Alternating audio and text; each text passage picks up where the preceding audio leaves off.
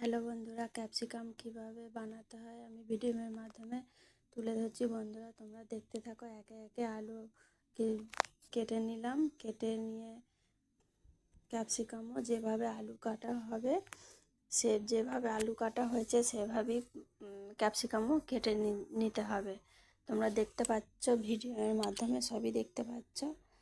দিয়ে নিরামিষ তরকারি খুবই ভালো খেতে লাগবে। আমি যেভাবে বানাবো সেভাবেই বানাবে তোমরা, সেভাবেই বানিয়ে তোমরা খাবে। কাঁচা লঙ্কা, আদা, কাঁচা লঙ্কা বেটে নেওয়া হচ্ছে। তারপর পোস্তটাও বেটে নিলাম। পোস্তটা বেটে নিয়ে উনুনটা জ্বালিয়ে কড়াটা বসিয়ে ভালো করে কড়াটা গরম করে তেল দিয়ে দিলাম। তেলও কিন্তু গরম হয়ে গেল। ঘরে দেখতে পাচ্ছ, ঘরে কিন্তু আমার কালো জিরে ছিল না। তোমরা কিন্তু কালো জিরে ঘরে থাকলে ফোড়নটা দিয়ে দেবে। আমি কিন্তু শুধু তেলের উপরই একে একে আলুগুলো ছেড়ে দিচ্ছি। তোমরা দেখতে পাচ্ছ, আলুগুলো ভালো করে লাল লাল করে ভেজে নিতে হবে। কিন্তু ক্যাপসিকাম এমনই একটা জিনিস, কেউ কেউ অনেকেই আছে পছন্দ করে না ক্যাপসিকামগুলো। আমি যেভাবে বানাচ্ছি সেভাবেই কিন্তু বানিয়ে খাবেন, খুবই ভালো লাগবে। কিন্তু আলুগুলো দেখছো তোমরা, আলুগুলো লাল লাল করে ভাজা হয়ে গেছে। ক্যাপসিকামও কিন্তু দিয়েছি, ক্যাপসিকামগুলো কিন্তু দিয়ে দিয়েছি। তোমরা দেখতে পাচ্ছ বন্ধু, তোমরা দেখতে পাচ্ছ ভিডিওতে।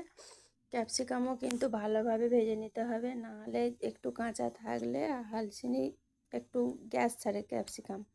কেউ কেউ কোনো মানুষ পছন্দ করে না, কেউ মানুষ পছন্দ করে না।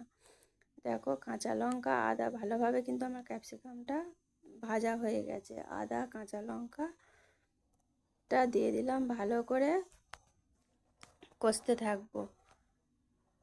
ভালো করে কষে নিয়ে ভালো করে তারপর ভালো করে মশলাটা দিয়ে কষে নিলাম। কষে নিয়ে পরিমাণ মতো নুনও দিয়ে দিলাম।